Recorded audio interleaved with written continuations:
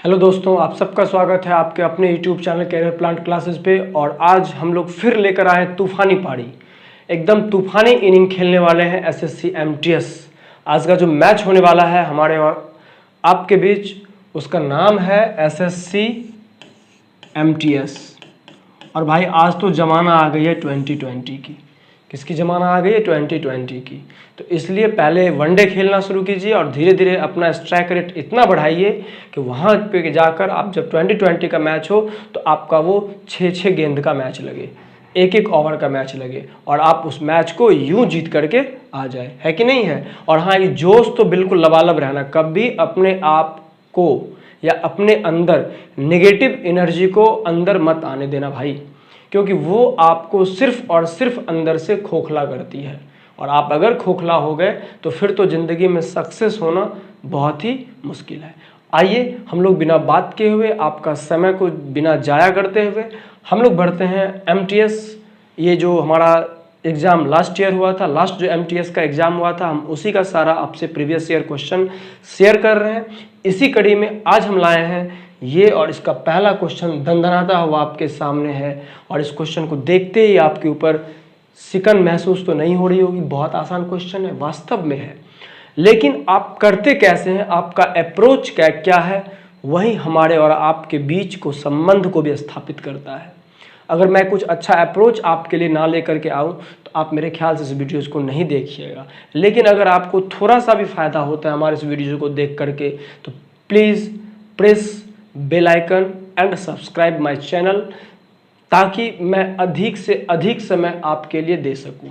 मैं फिर से एक बार दोहरा रहा हूं आपके लिए, जो मैं इस समय में वीडियो बना रहा हूं, अभी लगभग शायद रात के 1 बज रहे हैं, 1 बजे मैं ये वीडियो बना रहा हूं, क्योंकि मेरे पास समय कम होते हैं, नौकरी भी है और साथ साथ आपका प्यार भी है और आपसे हमारी मोहब्बत भी है। दोनों को अपने अंजाम तक पहुँचाना है। चलिए इसी में चलते हैं हम लोग इस क्वेश्चन में। और ये क्वेश्चन है आपका, क्या है क्वेश्चन, थोड़ा देखिए कि 1 से 200 के मध्य आने वाली सभी प्राकृत संख्याएं जो 5 का गुणज हो, उनका क्या योग होगा। अब देखिए, जब आप इस तरह का क्वेश्चन बनाते हैं तो पहले देखिए शब्दों पे ध्यान देना है। क्या ध्यान देना है, मैं इसी से आपको अवगत करा रहा हूँ।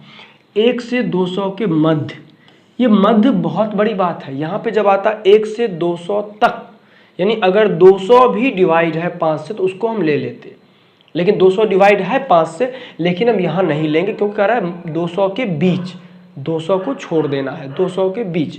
तो 1 से स्टार्ट करते हैं तो आपका वो संख्या आता है 5, 5 का गुणज, फिर आएगा 10, फिर आएगा 15, और ऐसे हमारा कारवां यूँ बढ़ते जाएगा और आके 195 पे रुक जाएगा। क्यों? कि हमारी लिमिट है 200 के अंदर, और 200 के अंदर 195 हमारी अंतिम होती है। तो देखिए, बहुत सारे लोग बेसिक मेथड से भी जाएंगे। आपका बेसिक मेथड ये होता है, अगर आप 10th क्लास में एनसीईआरटी का बुक पढ़े तो उसमें एक चैप्टर है अर्थमेटिक प्रोग्रेशन, है ना, समांतर श्रेणी। अगर उस आधार पे निकालेंगे, देखिए एक एपी बन गया।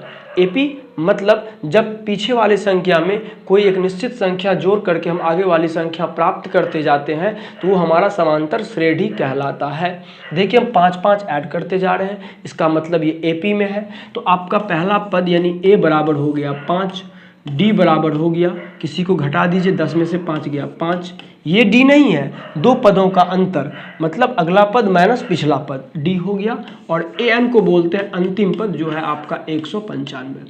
तो इसमें अगर आप एस एन का फॉर्मूला लगाएंगे तो हो जाता है n/2 into A plus A N. चूँकि ए एन मालूम है इसलिए हम ये लगा लेंगे, कोई दिक्कत। अब पता करना है एन कितना है, तो आप देखते ही बता दोगे कि इसमें n कितना है। तो अगर 200 तक लेते तो 40×5 200 यानी 40 होता, लेकिन हमने 200 को हटा दिया है, 195 लिया, यानी हमारा n है 39/2 और गुना a प्लस ए एन। ए आपका कितना है, देखिए फटाक से, ए आपका है 5 और ए एन कितना है 195। तो 195 प्लस 5 कितना हो गया 200। तो 2 से कट गया ये 100 बार में, और 39 को 100 से गुना करेंगे तो आपका आंसर आ जाएगा 3900।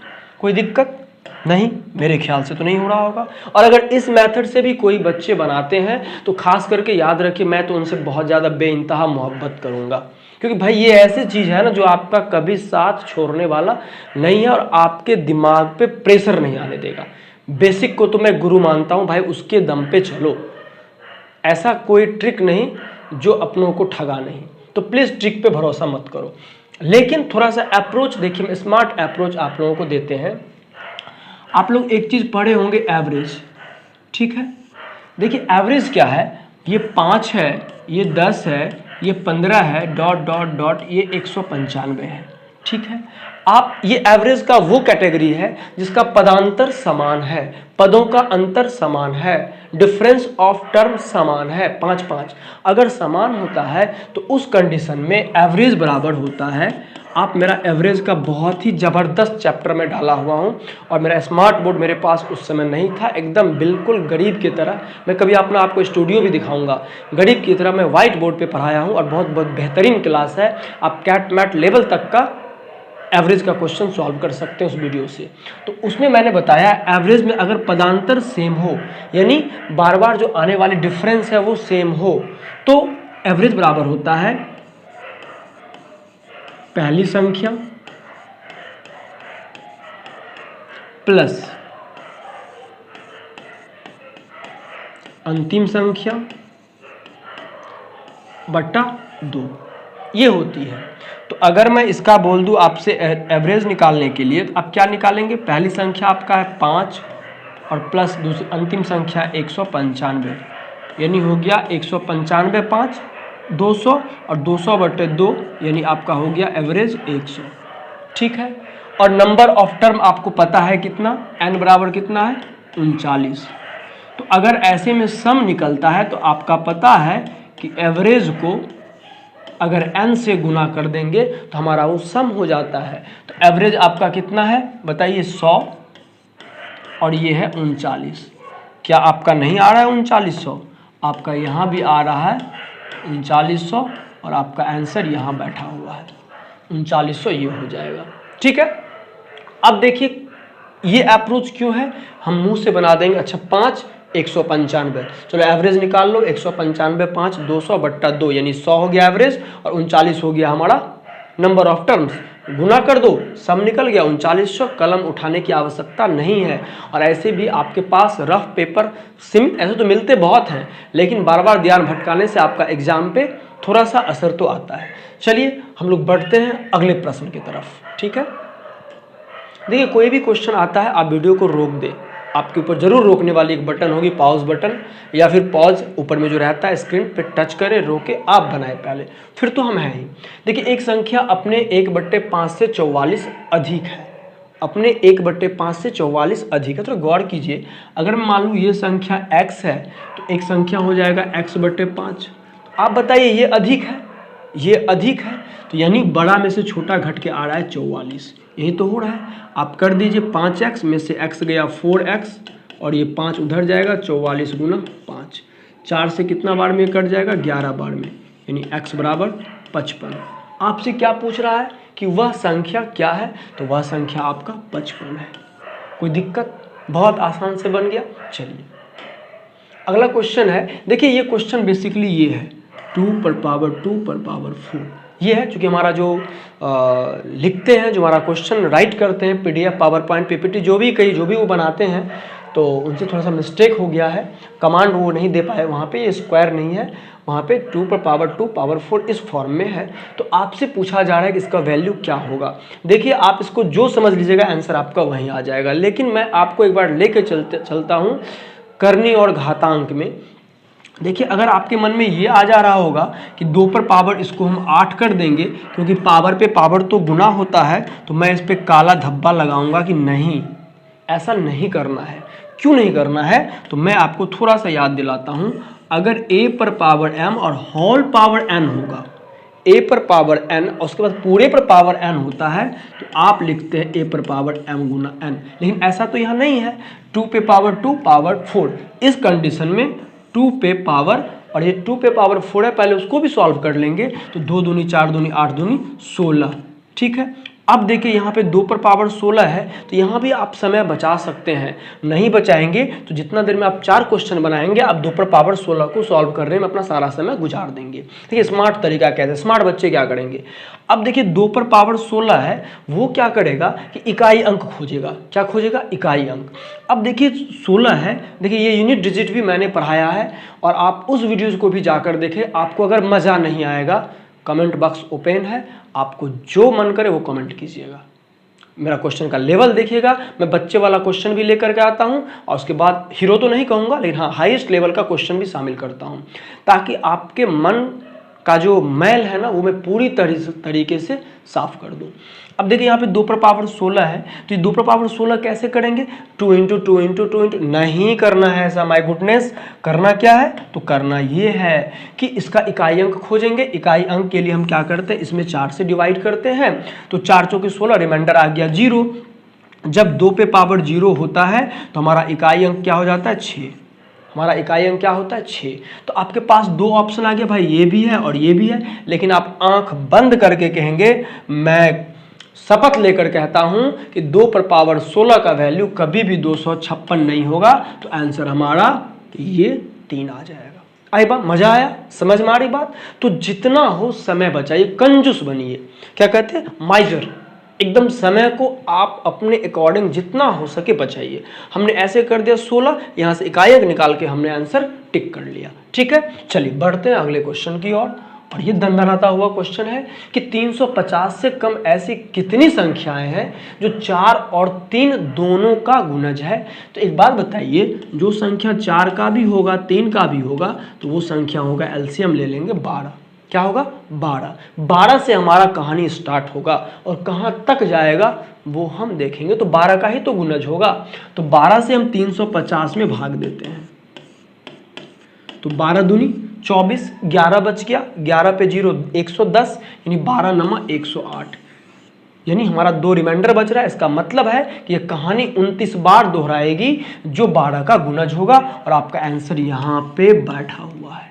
कोई दिक्कत? चलिए, अब आपके मन में आ रहा होगा क्या वाकई इसी तरह के क्वेश्चन आते हैं? तो आपके मोबाइल में भी गूगल बाबा है, आपके मार्केट में भी बहुत सारे बुक है, आप देख सकते हैं कि हाँ ऐसे ही क्वेश्चंस है। लेकिन इतना भागम भाग नहीं करना है, क्योंकि आपके लिए आपका दोस्त, आपका कह सकते हैं आपसे बहुत बेइंतहा मोहब्बत करने वाला इंसान आपके सामने है, जो बहुत रेयर से समय बचाकर आपके लिए कुछ लेकर के आता है। बहुत प्यार होता है इसमें आपके लिए। तो उम्मीद करूंगा आप भी हमारे लिए अपना प्यार जरूर दें।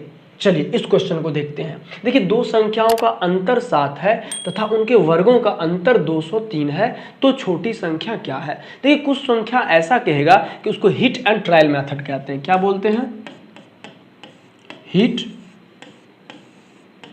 And trial method. मतलब हम ऑप्शन से चेक कर लेते हैं। तो ऑप्शन से अगर हम चेक करेंगे तो कह रहा है 2 संख्याओं का अंतर 7 है, तो पूछा कि छोटी संख्या क्या है। इसका मतलब ये जो भी संख्या है वो क्या है? छोटी है।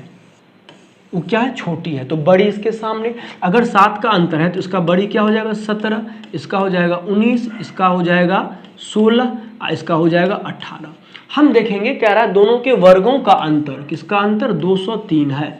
तो हम देखेंगे कि किसका अंतर 203 आता है। देखिए, अगर 10 का स्क्वायर करेंगे, 117 का स्क्वायर करेंगे, 3 कितना आता है? 289। तो 289 में से 100 चला गया, 189, यानी ये हमारा आंसर नहीं होगा। 19 का स्क्वायर 361 माइनस 12 12 144, इसको भी करेंगे 361 में से 144, तो आपका 203 नहीं आ रहा है, ये भी नहीं होगा। 16 16 256 माइनस 81 करेंगे, 6 में से 1 गया 5, वो भी नहीं आ रहा है।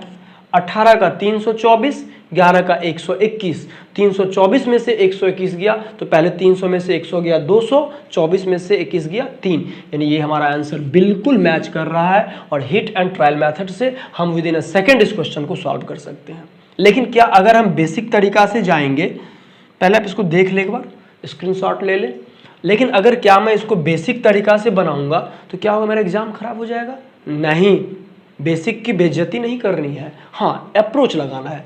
जैसे 2 संख्याओं का अंतर है, यदि मैं बड़ा को x छोटा को y मान लूँ तो 7 हो गया। और कह रहा है कि दोनों का x² माइनस y² अंतर 203 है। ठीक है, मैं डिवाइड करता हूँ। अगर ये आपका 1 है और ये आपका 2 है तो 2 में मैं 1 से डिवाइड करता हूँ, तो क्या लिख सकते हैं, x square minus y square बटे x minus y equal to 203/7। क्या x square minus y square को x minus y into x plus y, तो आपका इससे कट जाएगा, वो यहाँ बच जाएगा ऊपर में x प्लस वाई बराबर, इसको काटेंगे 7 दूनी 14, 6 पर 3 7 नमक 63। कोई दिक्कत? अब देखिए आपने क्या कर लिया, x प्लस वाई भी निकाल लिया, x माइनस वाई भी निकाल लिया। देखो ये और ये काट दो तो क्या हो गया, यहाँ पे 2x बराबर 29 और 7 36 और x बराबर हो गया आपको 18। लेकिन x आपका यहाँ पे क्या है, बड़ी संख्या है। ये जो x है वो आपका क्या है, बड़ी संख्या है। आ रहा है ना, पूरा प्लेट आ रहा है, क्या पैनल आ रहा है पूरा? हाँ, x आपका क्या है यहाँ पे, बड़ी संख्या, और आपको निकालना छोटी है, तो भाई तो बड़ी तो 7 बड़ी है, तो इसमें 7 माइनस कर देंगे तो 11। देखिए क्या टाइम लग गया, इसमें ज़्यादा लग गया क्या? नहीं लग गया। और ये अप्रोच ऐसा है जो आपके साथ हमेशा रहेगी। ठीक है, चलिए बढ़ते हैं अगले क्वेश्चन की और। कह रहा है बहुत आसान है, का मान क्या है? सिंपल सा है, आप 10 ऊपर में ले लो, नीचे में दशमलव का 1 ले लो और काउंट कर लो कितने नंबर है उसके बाद या डिजिट है। तो 1 2 3 4 5 जीरो लगा दो, 2 4 5, ये और ये कट गया, यानी 1/10,000 और आपका जहाँ छिपा है वो लगा दो। ठीक है, चलिए कुछ लॉलीपॉप आता है ताकि अगर आप टेंशन में आ जाओ तो आपका टेंशन ऐसे क्वेश्चंस आके दूर कर दे। लेकिन हाँ, आपको मेरिट में ये क्वेश्चन नहीं ला सकता। क्यों? कि अगर मान लो वैकेंसी है, मान लो कि 2500, तो आप याद रख लो 2 लाख बंदे ऐसे होंगे, 2 लाख बंदे ऐसे होते होंगे जो उस क्वेश्चन को बना सकता है। कौन से क्वेश्चन को? इस क्वेश्चन को बना सकता है 2 लाख बंदे। तो ये क्वेश्चन आपका मेरिटोरियस क्वेश्चन नहीं है ना। वो क्वेश्चन ही कहेगा कि हम में कुछ दम है और तुम में दम है, तो दम दिखाओ, और फिर देखो दोनों का दम मिला के दमादम उड़ा देंगे, है कि नहीं है? कहाँ पे? मेरिट में। चलिए, अब इसी कार्य को 12 दिन में कर सकता है, उसने 3 दिन कार्य किया और शेष काम बी ने 48 दिन में पूरा कर दिया। तो पहले काम निकालना है भाई, मेरे काम कितना है ना। तो काम निकालने के लिए हम डाटा लेते हैं, उसका एलसीएम, उसका गुणज लेते हैं, ताकि हमको कोई दिक्कत आगे चल के परेशानी ना हो। तो 12 48 का 48 भी हो सकता है, लेकिन हम आगे चल जाएंगे थोड़ा सा 96 कि 96 काम है। ठीक है, जिसको ए क्या करता है कि 12 दिन में कंप्लीट करता है, तो डेफिनेटली वो एक दिन में कितना करता होगा? 8 काम। तब तो 12 दिन में 96 काम कर देगा। तो वो 3 दिन काम किया, यानी ये 24 काम कर चुका है, और बाकी काम छोड़ दिया बी के लिए। तो कितना काम छोड़ा? -24 हो जाएगा, यानी 72 काम। कितना हो जाएगा? 72 काम। अब ये करता है 48 दिन में। कितना दिन में? 48 दिन में। तो अब आपसे पूछ रहा है कि बी अकेला कितने दिनों में पूरा कार्य कर सकता है कि नहीं है? बी कितने दिनों में पूरा कार्य कर सकता है। तो कैसे निकालेंगे? देखिए, अब यहाँ पे हम लिखेंगे कि भाई पूरा कार्य कितने दिनों में। तो दिन मांग रहा है, तो दिन को लास्ट में रखेंगे, कार्य को पहले, है कि नहीं है? तो अच्छा, कितने दिनों में? देखिए 72 काम करता है वो 48 दिन में। कितना दिन में? 48 दिन में। आप कहिएगा ऐसे क्यों किए? ऐसे भी लिख सकते हैं कि 48 दिन में 72 काम क्या कर सकते हैं, लेकिन आपसे मांगा क्या जा रहा है? आपसे मांगा जा रहा है कितने दिनों में पूरा कार्य करेगा। तो हमको कार्य मालूम है यहाँ पे 72, दिन तो मालूम नहीं है। दिन तो एक का मालूम है, दूसरा का मालूम नहीं है, और यहाँ पे काम हमको 2 मालूम है, 96 और 72, इसलिए हम इसको लेकर चलेंगे। 72 काम करता है 48 दिन में, इसलिए एक काम करेगा 48/72, इसीलिए 96 काम करेगा 48/72 और गुना 96। ठीक है, अब आप इसको कैंसिल करेंगे। देखिए 24 चौका 96, 24 दिया 72, 3 से ये कट जाएगा 16 बार में, और 16 चौका 64 डेज आपका आंसर हो जाएगा, और वो यहाँ पे छुपा बैठा है। ठीक है, आई बात समझ में? इस तरह से बनाएंगे। यहाँ ध्यान से देखना है कि यहाँ आपको क्या मांगा रहा है कि बी अकेला पूरे कार्य को कितने दिनों में करेगा। तो पूरा कार्य तो आपको मालूम है 96, और यहाँ ये भी कार्य मालूम है, दिन निकालना है। तो जो निकालना है उसको लास्ट में लेंगे और जो मालूम है पहले लेकर चलेंगे, तब ना लिखेंगे कि इतना करेगा तो कितना दिन में। ये हमारा हो गया एक एक नियम बोलते हैं इसको। अगला क्वेश्चन, यदि टंकी का 4/7वां भाग 32 मिनट में भर जाता है तो बचे हुए भाग को भरने में कितना समय लगेगा। देखिए 4/7 भाग बढ़ता है 32 मिनट में, तो एक भाग 32, 7 ऊपर और 4 नीचे। अब देखिए 4/7 भरता है तो 4/7 को माइनस कर लेंगे, माइनस करेंगे तो कितना हो जाएगा 3/7। कितना हो जाएगा, एक में से 4/7 माइनस करेंगे तो 3/7 ही आएगा ना। तो 3/7 भाग करेगा, ये हो जाएगा 32 गुना 7/4 और गुना 3/7। अगर आप इसको काटेंगे तो देखिए ये 7 कट गया, 4 8 32, यानी 8 तिया आपका हो गया 24 मिनट लगेगा। क्या लगेगा, मिनट लगेगा। ठीक है। अगला, यदि दो घनों के आयतनों का अनुपात 64:27 है तो उसमें भुजाओं का अनुपात क्या होगा। देखिए नॉर्मल है कि आयतन बराबर क्या होता है, घन का आयतन होता है भुजा क्यूब। तो भुजा से जब आयतन पे आएंगे तो उसका क्यूब निकाल लेंगे। 64 का होता है 4, 27 का होता है 3, बिना कलम देखे हुए चला दीजिए। अगला क्वेश्चन है, एक विक्रेता किसी वस्तु को बेचते समय 20% तथा 30% दो क्रमिक छूट देता है। यदि वह इस वस्तु को 1400 रुपये में बेचता है तो वस्तु का अंकित मूल्य क्या होगा। ये तो क्वेश्चन है। पहले देखते हैं कि ये जो छूट है एक ही वस्तु पर 20 और 30 का, ये कितने के बराबर है। तो ये देखिए हो जाएगा -20 -30 और +20 गुना 30/100। ये होता है कि अगर एक ही वस्तु पर दो बार, एक बार ज़्यादा कम या कम ज़्यादा या कम कम, छूट छूट, लाभ लाभ, कुछ भी हो तो उसको लिखते हैं A + B + AB/100। तो अब एक कब निगेटिव होगा, जब छूट रहेगा। पॉजिटिव कब होगा, जब वो बढ़ेगा। तो घटेगा तो निगेटिव सिंबल लेंगे, बढ़ेगा तो पॉजिटिव सिंबल लेंगे। तो यहाँ पे देखिए चूंकि घट रहा है दोनों, तो -20 -30, यहाँ पे हो जाता माइनस माइनस प्लस, इसलिए प्लस कर लिया। देखिए ये जीरो कट गया, यानी -50 + 6 यानी -44। ये माइनस सिर्फ ये बता रहा है आपको कि भाई ये कमी हुई है। क्या हुई है, छूट हुई है। कितनी की, 44% की। 44% की छूट हो गई और बेचा कितना में, 1400 रुपया में।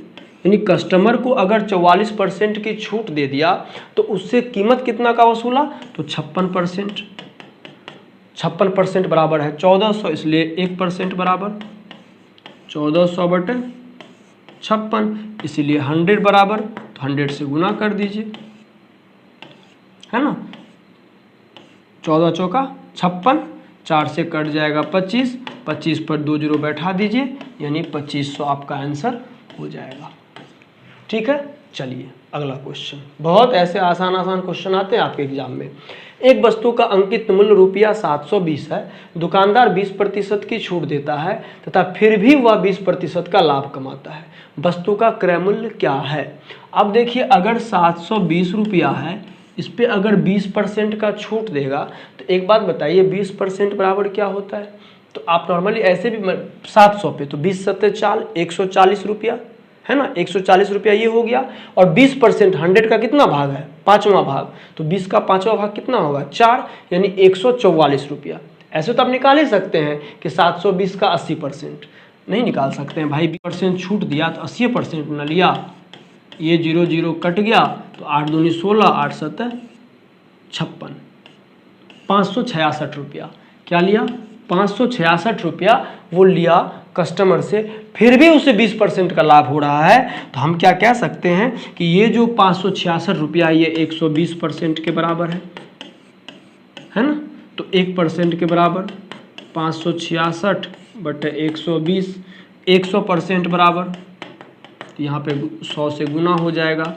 अब आप अच्छे से काट सकते हैं, 0 0 कट गया, 12 से इसको काट दीजिए, कितना बार में, 12 चौके 48, 8 पर 6 96, 12 नंबर 96, 12 अठे 96, यानी 48 गुना 10 480। ये आपका आंसर हो जाएगा। ठीक है, अगला क्वेश्चन देखिए। दो संख्याओं का अनुपात 2:9 है, 2:9 है। यदि उनका अंतर 70 है तो छोटी संख्या क्या है? देखिए अनुपात में अंतर कितना का है? 7 का। वैल्यू कितना है? 70, तो 1 बराबर हो गया 10। कोई दिक्कत? तो आपसे पूछ रहा है छोटी संख्या जो अनुपात में छोटी होगी वो संख्या वैल्यू में भी छोटी होगी।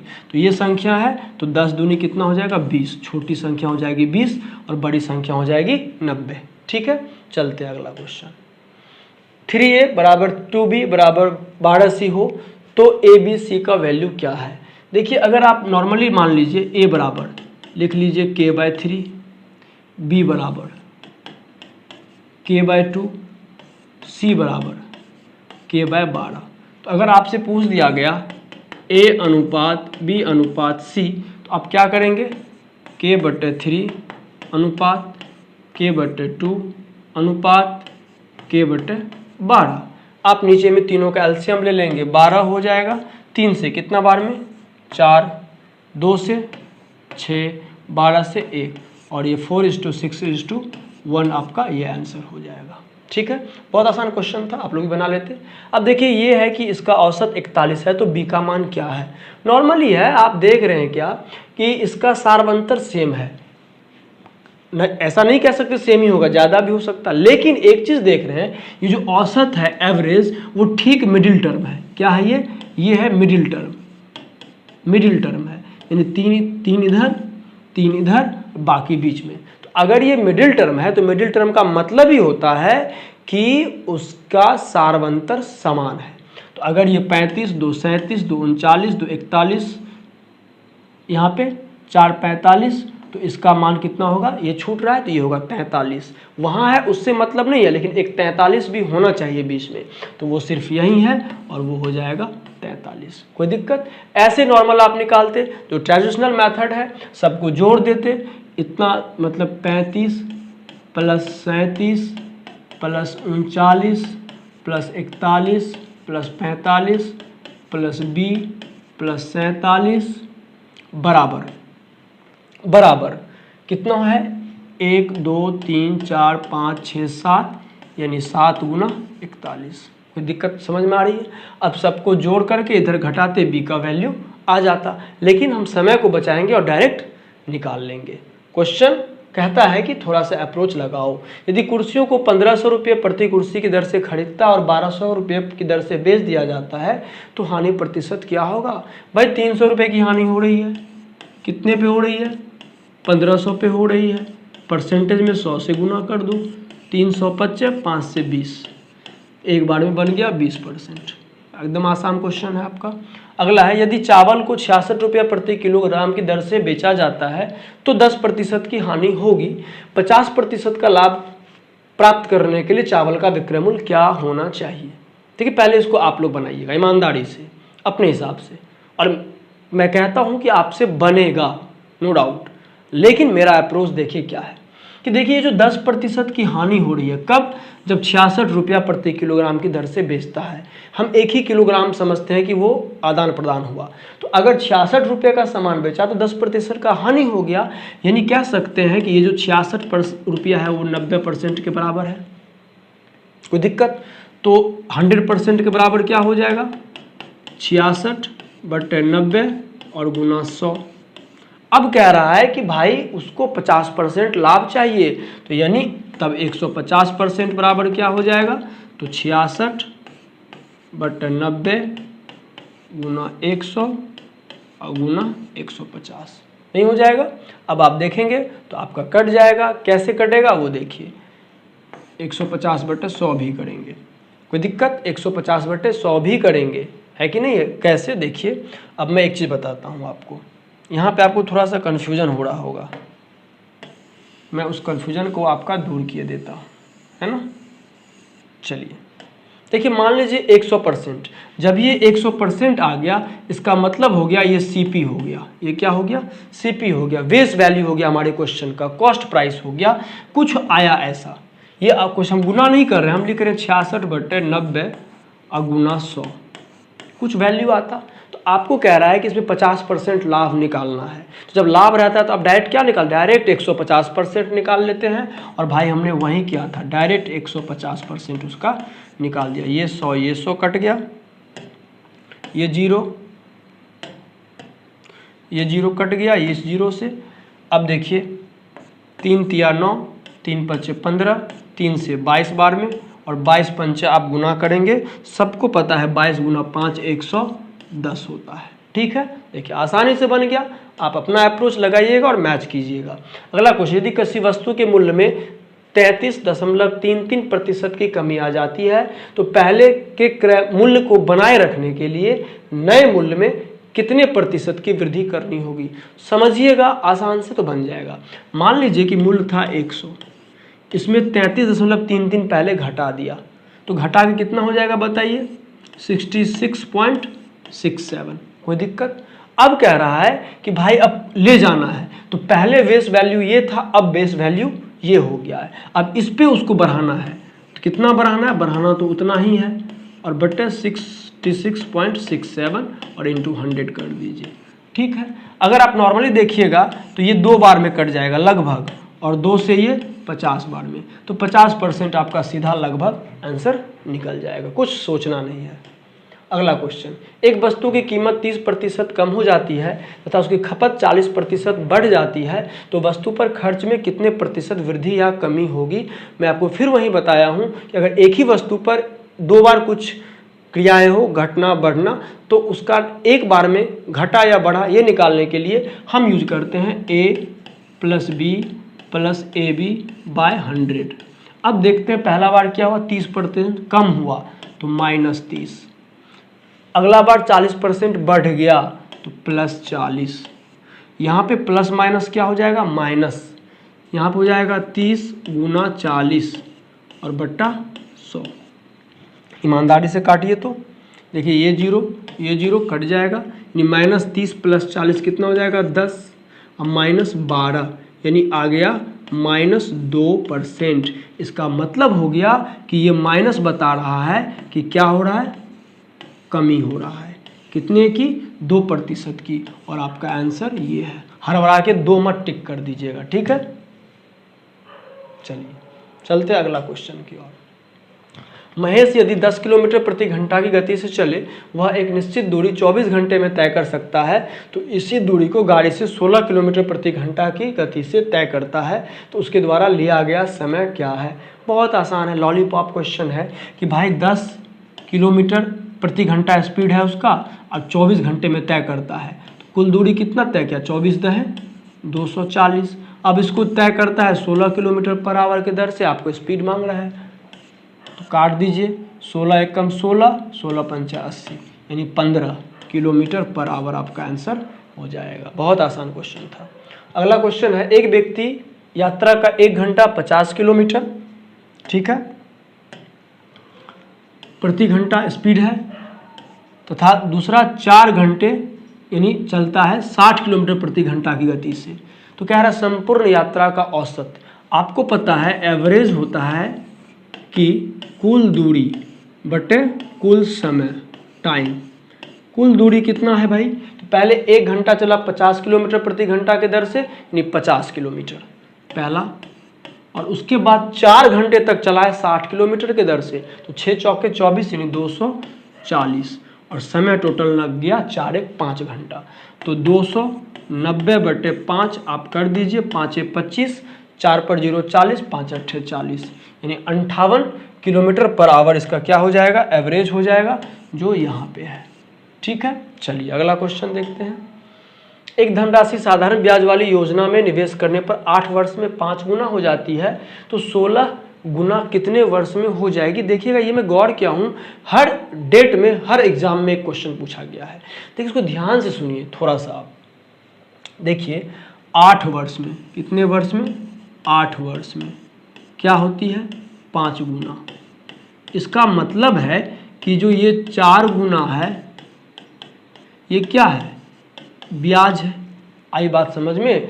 अगर कोई धन 8 वर्ष में 5 गुना होती है, तो पहले 1 गुना तो उसका मूलधन हुआ होगा, फिर 5 गुना हो, यानी 4 गुना क्या है उसका, ब्याज है। 4 गुना उसका क्या है, ब्याज है। अरे भाई अगर ये 8 रुपया है, ये बढ़ के 40 रुपया हो गया तो ब्याज तो 32 रहेगा ना, यानी 8 चौके 32, 4 ही गुना तो हुआ। तो 4 गुना क्या है, ब्याज है। तो 4 गुना ब्याज कितने वर्ष में होती है, 8 वर्ष में। 4 गुना ब्याज होती है 8 वर्ष में। तो 1 गुना कितना वर्ष में, 2 वर्ष में। 1 गुना 2 वर्ष में, 1 गुना 2 वर्ष में। तो 16 गुना, बता दीजिए फटाक से आप लोग। तो 16 गुना कितने वर्षों में होगी, फिर याद रखिए। तो 16 गुना मतलब 15 गुना ब्याज होगी। तो 15 दूनी 30 आपका आंसर आ जाएगा। आई बात समझ में? फिर से ध्यान दीजिए, थोड़ा सा सोचिए कि 8 वर्ष होता है 5 गुना में, यानी 4 गुना ब्याज हुआ होगा या नहीं होगा, 4 गुना ब्याज हुआ होगा।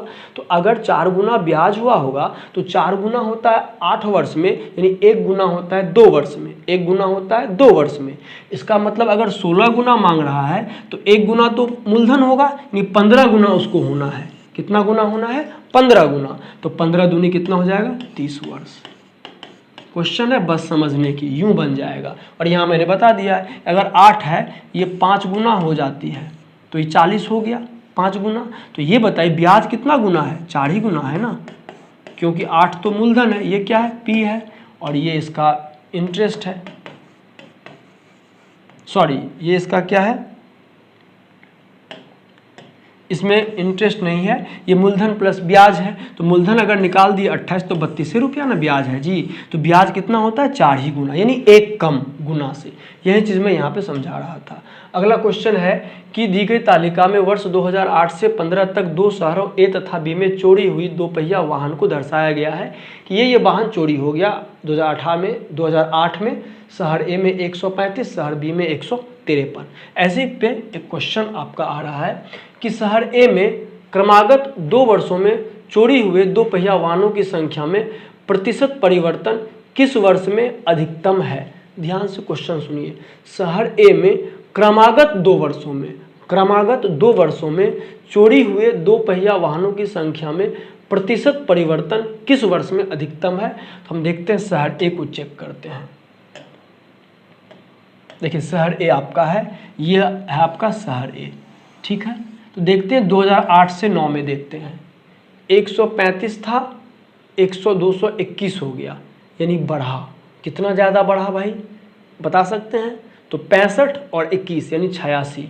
तो 86 बटे कितना हो गया, 135 और गुना 100 कर दीजिए, है कि नहीं है। अब इसको जब आप काटेंगे, देखिए थोड़ा सा ध्यान दीजिए।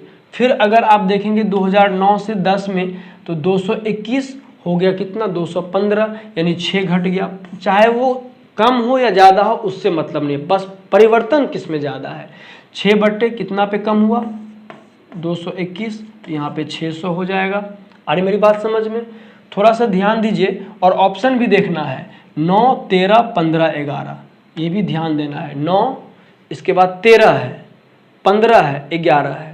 तो पहले 13 इसमें चेक करते हैं। 180 था, बढ़ के हो गया कितना भाई, देख लो 20, 42 बढ़ा, यानी 4200 बटे 180, ये हो जाएगा। मान लो यहाँ पे लिख सकते हैं इसको 86, 100 बटे 135। अब अगला है कि ये 14 से 15 में 175 था, घट गया 69, यानी 600 बटे 175।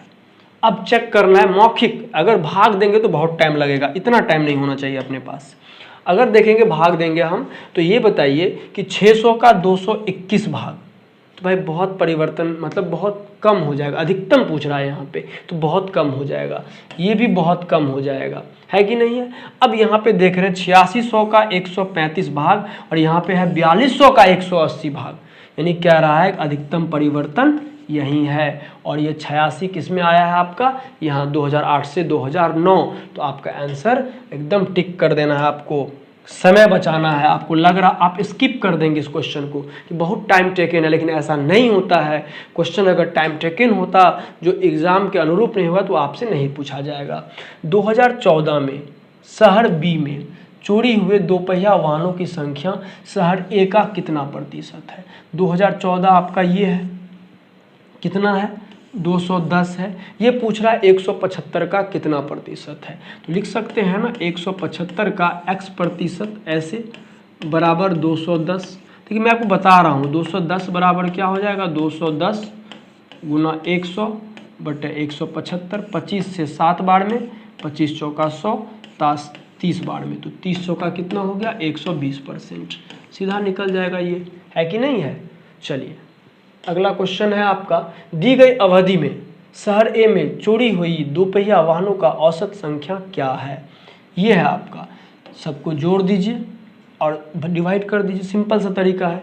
जोड़िएगा तो 1 2 3 4 5 6 7 8, 8 ही है ना, 1 2 3 4 5 6 7 8, नीचे में 8 होगा, सबको जोड़ दीजिए। 9 5 14, 2 16, 7 23, 5 28, 29, 5 34, 3 6 9 7 16, 2 18, 8 26, 8 34, 1 35, 2 37, 3 40 के 0, आप 4 5 6 2 8 1 9 1 10 2 12 14 1 15, 1504 डिवाइड कीजिए, 8 एकम 8, 7 पर 0 70, 8 8 64, 6 पर 4 64, 8 8 64, यानी 188 आपका आंसर आ गया। ठीक है। और लास्ट क्वेश्चन आज का, किस वर्ष में चोरी हुई दोपहिया वाहनों की कुल संख्या सबसे अधिक है। हम देखेंगे इसमें 1 1 200 नहीं तो 2 1 300 हो गया, 2 1 300, 2 1 300, ये हमारा नहीं होगा आंसर, ये हमारा आंसर नहीं होगा। 2 2 400 यानी ये भी नहीं होगा। अब ये 400 आ गई, ये भी 2 1 3, 2 1 3 यानी 2013। देख रहे हैं, आपको लगेगा कि हाँ ये क्वेश्चन कठिन है, लेकिन जब आप दिमाग दौड़ाएंगे, अपना हौसला नहीं खोएंगे, तो आपसे वो क्वेश्चन बन जाएगा। उम्मीद करेंगे कि आपको ये हमारा सेशन अच्छा लगा होगा, और अगर आपका इसी तरह प्यार मिलता रहा, दुलार मिलता रहा, तो मैं नई जोश नई उमंग के साथ बहुत अच्छे से आपका, और जो कि मेरा मैथमेटिक्स से पीछे से चैप्टर वाइज भी चलता है, तो आप मेरे चैनल को सब्सक्राइब कर ले। मैं सिलेबस के साथ साथ मैं आपको बेसिक की भी जानकारी वहाँ से प्रोवाइड करवाता रहूँगा। तब तक के लिए थैंक यू, बाय बाय, और एडवांस में thanks for watching. Good night.